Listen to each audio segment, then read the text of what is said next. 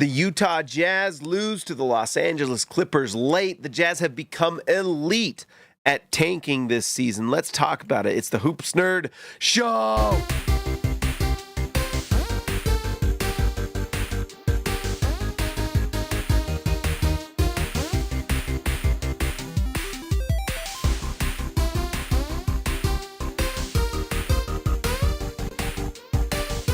All right, guys. So Utah was up by 20 in the first half, and this is something that is happening a lot. And I want to share something with you. This is something that's crazy. This comes from Kirthika Uthaya Kumar. Hopefully I said that right. She is awesome on Blue Sky. She covers the Raptors, but also does stats for the all the NBA. She says, Utah has been elite at the tank. In fact, let me bring this over so you can see it. Utah has been elite at the tank. They're 3-7 in their last 10 games, despite leading by 10 plus in 9 of 10. This is the 17th time they've blown a double-digit lead this season. Fantastic stuff from the Utah Jazz to find a way to lose this game. So they don't lose this game if the Clippers don't play well, and the Clippers did. They got great games from Norman Powell, James Harden, and surprisingly, Ben Simmons was awesome in this one. Norman Powell ends this one with 41 points. He was 5 for 10 from 3, 50% from the field on 26 shots. And then James Harden, who had 15 free throws, typical James Harden, but also 42 from the field, 38 from 3, 10 rebounds, 7 assists, and 32 points. They were the guys that really powered this Clippers team to a lead. Ivica Zubac got benched in the second half because basically Kyle Filipowski, who we'll talk about, was awesome, and Filipowski basically played him off the floor. But Zubac ends with just 10 and 8, which is a typical stat line for him, not going to lie.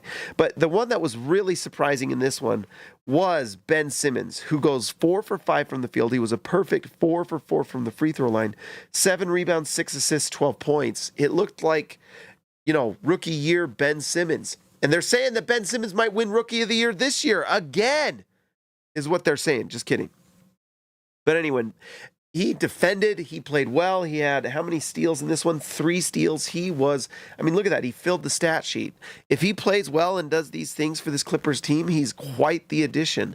So it's one game that we saw him, at least. I don't know if this was his debut or what, but it's a nice pickup for the Clippers, and he looked really good. 27 really good minutes off the bench. And they didn't even have Kawhi Leonard playing tonight. So if they get this Ben Simmons come playoff time and to end the season, don't be surprised if the Clippers are really good. For the Utah Jazz, Lauri Markkanen, he did some things that really impressed me. For one, he's knocking down that mid-range jumper. He hit like 3 of them tonight. Really, really good stuff. Sorry, guys, I'm still not quite there. I'm feeling better, but still not quite there. You can probably tell by my voice. But Markkanen goes 8 for 16 from the field, 2 for 6 from 3, but he was awesome tonight. I know it's just 20.6 rebounds, 1 assist, but these were hard-earned points. These were mid-range. He was doing a lot of things in isolation. Yeah, he had a few turnovers, but it's okay. He was playing really great. And this is the stuff you want to see from Markkanen. Is he improving? Is he doing these things?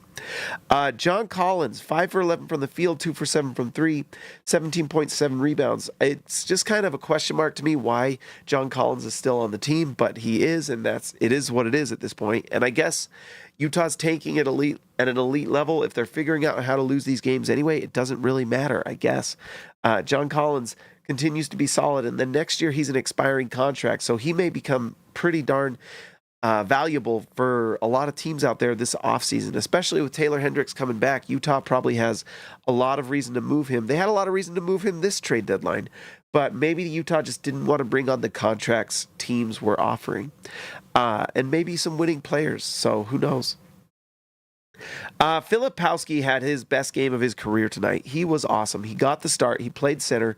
He played Zubac off the floor. He goes 3 for 6 from 3, 8 for 12 from the field. He was great. 10 rebounds, 20 points. You can't argue. He was really great. And so you got to love what Filipowski's doing. He was phenomenal tonight. I honestly was super impressed. Svi Mikhailuk, sometimes he looks like Pistol Svi Maravich, and sometimes he looks like Svi Simmons shooting the three. He wasn't the greatest tonight, -8, but you'll take it. He went 1 for 5 from 3. You'll take it because Utah needed to lose this game. They subbed him in when it mattered, and he helped the Jazz get closer to Cooper Flagg. Finally, Isaiah Collier for this starting unit, 5 for 9 from the field, 3 for 6 from 3 for Collier. He's just a dog. He honestly is so good, and 8 assists feels low for me. 16 points, 8 assists, 4 steals, 4 rebounds. I love watching Isaiah Collier play basketball. He's just a lot of fun. He brings intensity, he brings toughness and fire. It's really fun to watch. And I wouldn't be surprised if he starts getting a little bit of rookie love to end this season because he's doing some crazy stuff. And I'm kind of disappointed that he didn't get asked to go to the Rising Stars game, but man, has he looked really nice. Key had a better first half than a second half. I was so grateful he missed some of these shots. And some of these shots he was being asked to take with these game winners with a guy in his face, last second threes, tough shots. And that's just going to, I know Keontae George is super frustrated with himself. I was personally just grateful he missed because we're going for Cooper Flagg, but you got to feel bad because he was asked to do just some big time shots and he's not there yet. He's just not ready yet. And it's okay. He's getting this experience, taking those shots. He's going to learn what it's like, what he can, what he can't do, and so on and so forth. And you'll take it. But, 13 points, 9 assists for Key. That 9 assists is pretty impressive. He's been getting assists both last game and this one. Last game, I believe he had 10, tonight 9. That's great stuff. Moving the ball. Him and Collier are both just passing the ball at a really high level.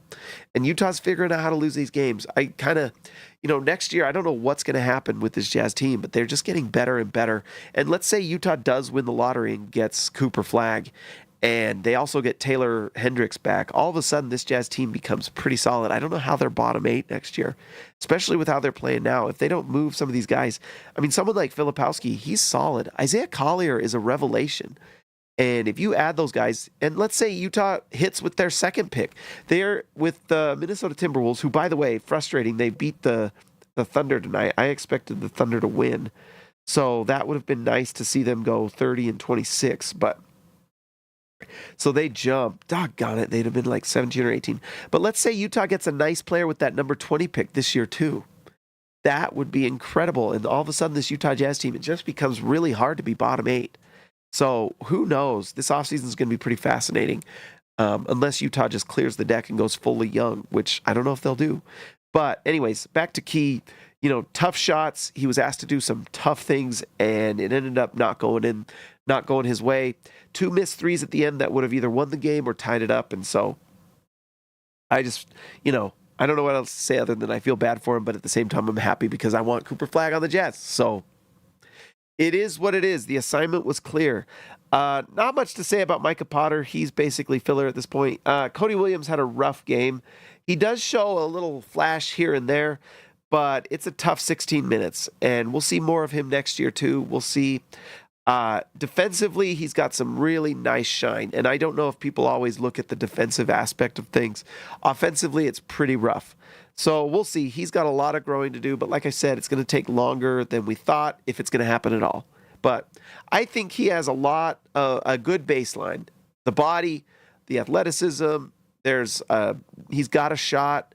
He does defend pretty well, but offensively, he's a little, all over the place. So it does help the Jazz lose some games. And then Bryce Sensabaugh, he was 3 for 4 from 3. He was part of the reason why Utah was up 20 in the first half and then ends up losing this game big time for this Utah Jazz team.